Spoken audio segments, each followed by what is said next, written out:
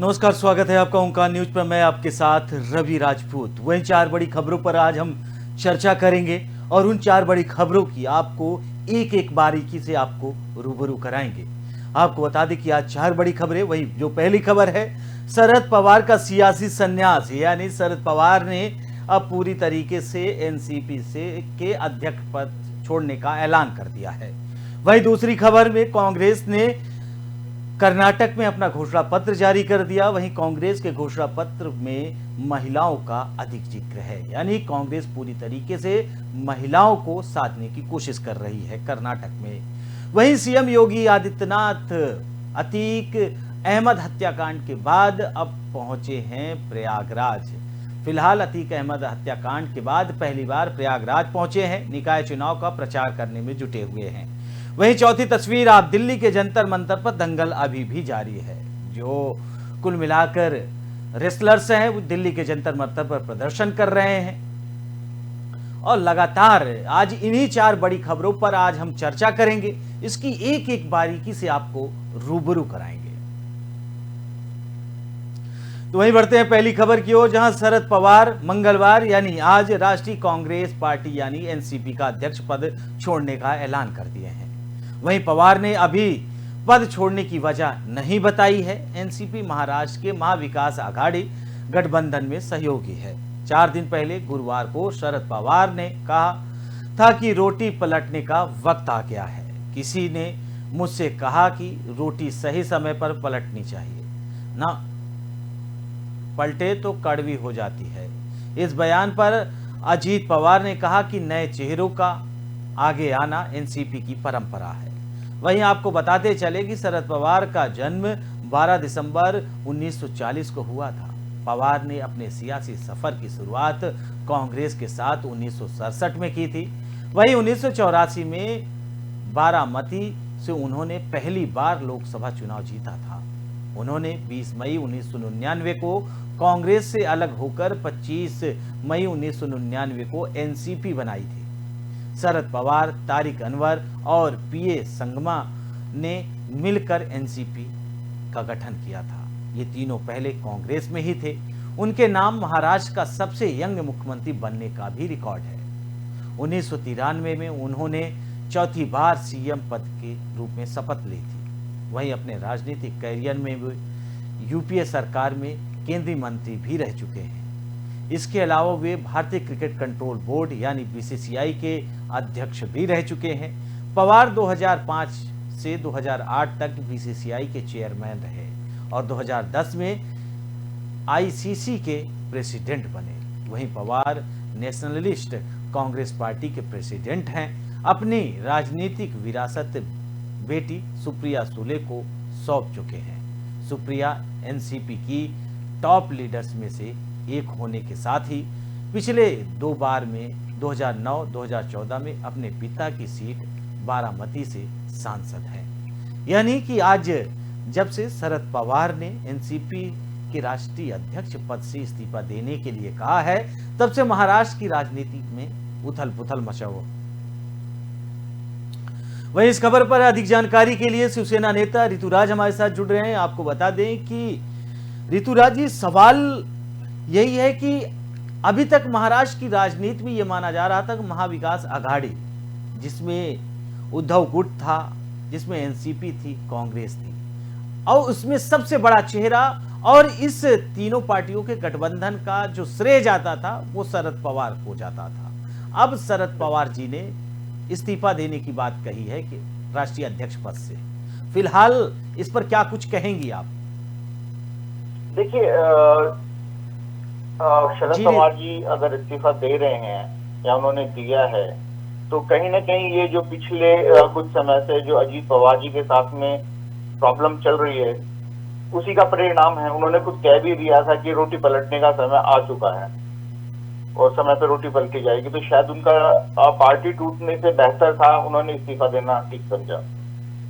ऋतुराज जी, सवाल ये है कि आए दिन जब भी देखा जाए महाराष्ट्र की राजनीति में उद्धव गुट की तरफ से संजय राउत, और अभी इसके पहले उन्होंने संजय राउत जी ने तमाम शब्द बोले कि शरद पवार के उसमें महाविकास आघाड़ी 2024 में लोकसभा का चुनाव लड़ेगी।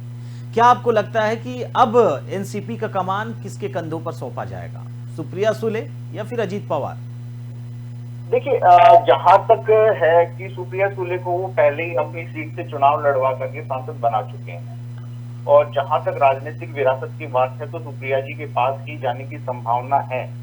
और अगर ऐसा होता है तो एनसीपी के अंदर टूट पड़ेगी, क्योंकि अजीत पवार जी नहीं चाहेंगे कि उनके ऊपर, क्योंकि मुझे लगता है जहां तक कि जो कॉन्फ्लिक्ट इनके बीच में चल रहा था वो एक पावर को लेकर के ही था। इससे पहले भी अगर देखी जाए तो बीजेपी के साथ में जो 48 घंटे की सरकार बनी थी उसमें भी अजीत पवार जी और इन दोनों का समन्वय नहीं बैठ रहा था किसी भी तरीके से। वही उनके बयान कुछ और थे और उनके बयान कुछ और थे, और बाद में उन्हें इस्तीफा भी देना पड़ा, वो सरकार गिरी 48 घंटे। तो कहीं ना कहीं ये समझा जा सकता है साफ कि अभी तो शुरुआत हुई है इस खेल की। शुरुआत तो अगर मैं ये कहूँ तो जहां अजीत दादा के संभावनाएं जताई जा रही थी तभी से शुरू हो चुकी थी।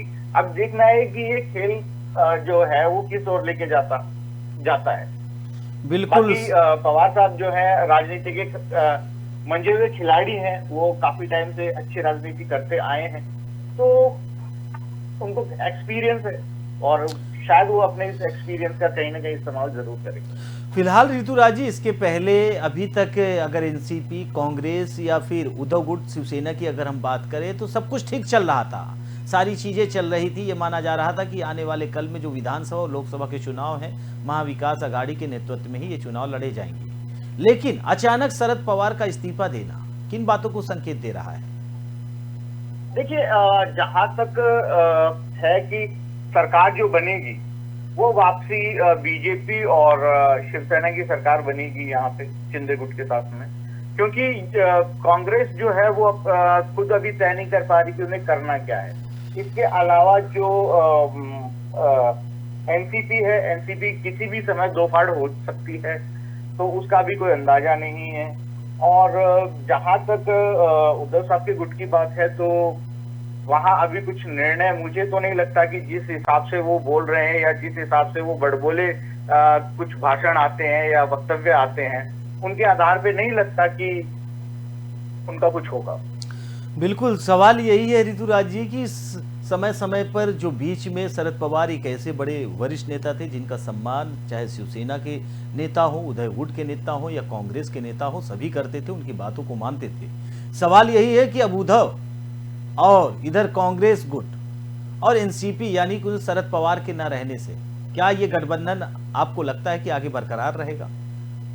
देखिए, मुश्किल है, क्योंकि शिवसेना जो उद्धव गुट है उनके और कांग्रेस के बीच भी काफी जो बड़ी एक कड़ी अगर समझा जाए तो वो पवार साहब थे। और अब पवार साहब अगर राजनीति से इस्तीफा भी दे रहे हैं तो हो सकता है कि वो एज एन मेंटर इस चीज को हैंडल करें। अभी उन्होंने इस चीज को क्लियर नहीं किया है, लेकिन अगर एज एन मेंटर भी करते हैं तो पार्टी अध्यक्ष इस चीज को मानेगा या नहीं मानेगा उसका भी कुछ कहा नहीं जा सकता, क्योंकि अजीत पवार जी और शरद पवार जी के बीच में कॉन्फ्लिक्ट काफी समय से चलता आ रहा है और उसी का परिणाम है कि ये इस्तीफा इस तरीके से अचानक सामने आया। वही ऋतुराज जी, इसके शरद पवार जी का इस्तीफा देने का मकसद ये तो नहीं रहा कि इसके पहले तमाम तरीके की खबरें उड़ी कि अजीत पवार और शिंदे गुट के साथ और बीजेपी के साथ शामिल हो रहे हैं और सरकार के साथ वो अपनी जो भी है 25 से 24 विधायक लेकर वो जा रहे थे। क्या ऐसी खबरों की वजह से उन्होंने ये उचित तो नहीं समझा कि समय के पहले अपने राजनीतिक जीवन से विराम ले लिया जाए, नहीं तो आने वाले कल में फजीहत झेलनी पड़ेगी? देखो, कहीं ना कहीं ये अपनी फजीयत से बचने का ही प्रयास है, क्योंकि जो देखिए कहते हैं ना कि बगैर आग धुआं नहीं उठता। तो कहीं ना कहीं जब जो चीजें चल रही थी कि अजीत पवार एनसीपी से दो फाड़ हो सकते हैं, अलग हो सकते हैं, वो हमारे साथ आ सकते हैं, सरकार के अंदर आने का प्रयास करेंगे या फिर अपना एक अलग दल बना करके एक अलग तरीके से काम करेंगे, मैं ये एनसीपी खड़ी करेंगे, तो वो जो चीजें शरद पवार ने पहले ही क्योंकि वो एक मंजे हुए खिलाड़ी है तो उन्हें पता था कि अगर इस तरीके की चीज होती है तो एनसीपी कहीं ना कहीं पूरी तरीके से खत्म हो जाएगी। बिल्कुल, और उसी पार्टी को बचाने का शायद उनका एक प्रयास है। बिल्कुल बिल्कुल। और एक महत्वपूर्ण सवाल है ऋतुराज जी कि आने वाले कल में महाराष्ट्र की राजनीति में चार पार्टियों का, फिलहाल तीन पार्टियों का दबदबा रहा है और तीन ही पार्टी और महाराष्ट्र की राजनीति में उन्होंने शासन किया है। लेकिन आने वाले कल में क्या आपको लगता है कि एनसीपी के पीछे हो जाने, शरद पवार के इस्तीफा देने के बाद से महाराष्ट्र की राजनीति में शिवसेना या फिर एनसीपी में दो गुट बनने के चांसेस होंगे? अगर सुप्रिया सुले को कमान सौंपी जाती है तो अजीत पवार बगावत करेंगे, अजीत पवार को अगर सौंपी जाती है तो पार्टी में तब पर भी कहीं ना कहीं मतभेद की जो स्थिति है वो रहेगी। तब ये मान लिया जाए कि आने वाले कल में शिंदे गुट और बीजेपी का जो गठबंधन वो लंबे समय तक चलने वाला है। बिल्कुल, देखिए ये वैचारिक गठबंधन है, ये जनता के कामों के लिए गठबंधन हुआ है। जो वैचारिक मतभेद थे, कांग्रेस के साथ में गए, जैसे पहले कांग्रेस के साथ में गए और स्टार्टिंग से वो मतभेद सामने आ रहे थे, तो उन्हें सुना नहीं गया। जिस तरीके से कांग्रेस और जैसे एनसीपी की तरफ से हमारे जो विधायक हैं उनके काम नहीं हो रहे थे, फंडिंग नहीं मिल रही थी, तो वो चीजें देख करके ये गुट अलग हुआ। और जो बीजेपी के साथ में हमारा पहले भी 25 साल पुराना गठबंधन रहा है, तो वो वैचारिक गठबंधन था। हमारा जो गठबंधन है वो राजनीतिक ना होकर के वैचारिक ज्यादा है। तो और आज के समय जैसे शिंदे साहब हैं, वो जिस तरीके से कार्य कर रहे हैं वो शांत हैं अभी और अपना काम अपनी ईमानदारी से कर रहे हैं जनता के लिए, और उसके परिणाम जो है वो चुनाव में देखने को मिल जाएंगे। बिल्कुल बिल्कुल बिल्कुल। ऋतुराज जी, आप हमारे साथ जुड़े और अधिक जानकारी साझा किए, आपका बहुत बहुत शुक्रिया। वहीं आपको बता दें कि महाराष्ट्र की राजनीति में आज एनसीपी प्रमुख शरद पवार ने पार्टी से इस्तीफा देने के लिए ऐलान कर दिया है। ये माना जा रहा है कि शरद पवार के इस्तीफे के बाद से एनसीपी में गुटबाजी का जो दौर है वो शुरू हो सकता है। एक तरफ सुप्रिया सुले और दूसरी तरफ अजीत पवार। फिलहाल एनसीपी की कमान किसे सौंपी जाती है, शरद पवार किसे इसकी जिम्मेदारी देते हैं, ये समय बताएगा। लेकिन महाराष्ट्र की राजनीति में एक तरफ शिंदे गुट शिवसेना को लेकर, दूसरी तरफ उद्धव गुट और तीसरी तरफ कांग्रेस और बीजेपी, यानी कि महाराष्ट्र की राजनीति में एक बार फिर से लोकसभा चुनाव के पहले उथल पुथल की जो प्रक्रिया है वो। वहीं इस खबर पर अधिक जानकारी के लिए संतोष मिश्रा हमारे संवाददाता मुंबई से जुड़ गए हैं। संतोष, सवाल आपसे वही कि महाराष्ट्र की राजनीति में आज एक उथल पुथल की स्थिति देखने के लिए मिल रही है। शिवसेना, कुल मिलाकर एनसीपी प्रमुख शरद पवार पार्टी से इस्तीफा देने का ऐलान कर चुके हैं। फिलहाल क्या कुछ जानकारी, क्या कुछ अपडेट है आपके पास?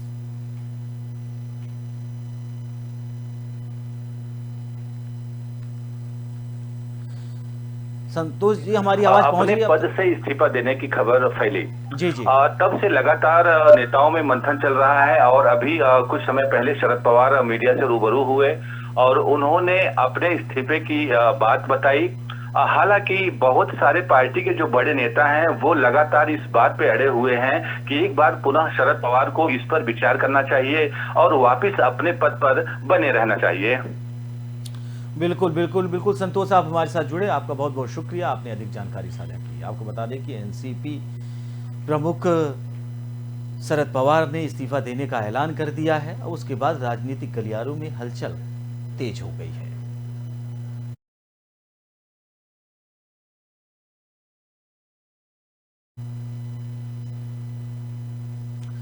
वहीं बढ़ते हैं अगली खबर की ओर, जहां भाजपा की बात कांग्रेस ने भी कर्नाटक विधानसभा चुनाव के अपने घोषणा पत्र का ऐलान कर दिया है। कांग्रेस पार्टी ने सरकार बनने पर बजरंग दल जैसे संगठनों को बैन करने का वादा किया है। पार्टी ने पीएफआई का जिक्र करते हुए कहा कि धर्म के नाम पर नफरत फैलाने वाले पर नकेल कसी जाएगी। कांग्रेस ने हर परिवार को 200 यूनिट फ्री बिजली, प्रत्येक परिवार की महिला और मुखिया को हर महीने 2000 रुपए देने की घोषणा की है। वहीं पार्टी ने यूथ वोटर्स को साधने के लिए भी घोषणाएं की है। इसके तहत बेरोजगार ग्रेजुएट को 2 साल के लिए 3000 रुपए और डिप्लोमा होल्डर को 1500 रुपए प्रति माह देने का ऐलान किया है। इसके अलावा राज्य सरकार की बसों में महिलाओं को मुफ्त यात्रा का भी वादा किया गया है। तो कर्नाटक चुनाव के पहले कांग्रेस ने अपना मैनिफेस्टो जारी करते हुए महिलाओं और यूथ को लेकर तमाम वादे किए हैं।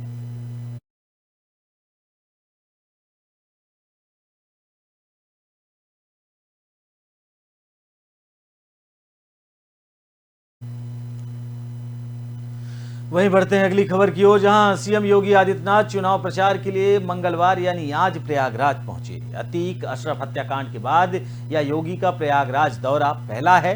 इस दौरान उन्होंने कहा कि प्रयागराज की धरती पर कुछ लोगों ने पापाचार किया है। ये प्राकृतिक ना किसी पर अत्याचार करती है और ना ही सहती है, सबका हिसाब बराबर कर देती है। उन्होंने कहा कि हमने कभी जाति और धर्म के आधार पर पक्षपात नहीं किया। जो तुष्टीकरण करते थे वही बंटवारा करते थे। हमने सशक्तिकरण पर जोर दिया, सबका साथ, सबका विकास और सबको बढ़ावा दिया। आज परिवारवाद नहीं है, यूपी राष्ट्रवाद की सोच के साथ बढ़ रहा है। अतीक के घर चकिया से 3 किलोमीटर दूर लूकरगंज में आयोजित रैली में सीएम ने कहा कि आपने 2017 के पहले भी उत्तर प्रदेश को देखा है। पर्व और त्योहार आता था तब लोग कांपते थे, सोचते थे कि अब क्या होगा, लेकिन अब ऐसा नहीं होता। अब लोग खुश होते हैं। अब यूपी में सब कुछ चंगा है। सीएम ने आगे कहा कि जो लोग आतंक के दम पर गरीबों की जमीन कब्जा करते थे, अब वो तख्ती लटका कर थाने पहुंचते हैं। आज व्यापारी रंगदारी नहीं देता। आज लड़कों के हाथ में तमंचे नहीं हैं, उन्हें तमंचे की कीमत पता चल चुकी है। हमने 2 करोड़ मेधावियों के हाथ में टैबलेट दिए हैं। सीएम ने भाजपा कार्यकर्ताओं को भी संदेश दिया। उन्होंने कहा कि जिस कार्यकर्ता ने अपना जीवन संगठन के लिए समर्पित किया है, अगर उसके लिए सभी लोग मिलकर कार्य करें तो ये नए कार्यकर्ताओं के सृजन की शुरुआत होगी। भाजपा इन्हीं नए कार्यकर्ताओं को जोड़ने की पार्टी है। यही भाजपा का लोकतंत्र है।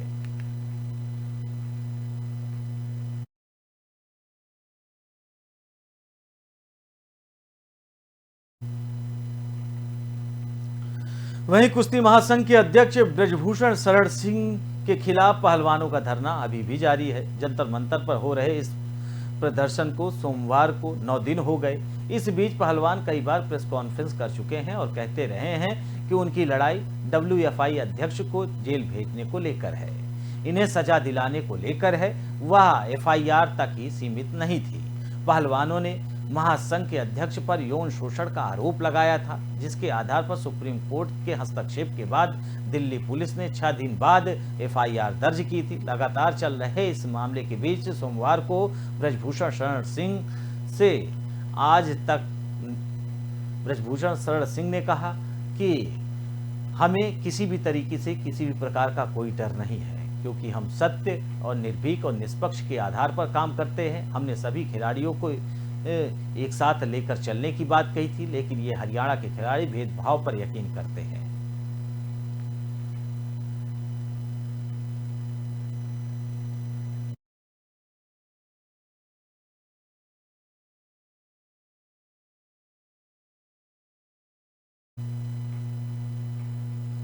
फिलहाल इस बुलेटिन में हमारे साथ इतना ही। बाकी देश दुनिया की तमाम बड़ी खबरों से जुड़ने के लिए देखते रहिए ओंकार न्यूज। नमस्कार।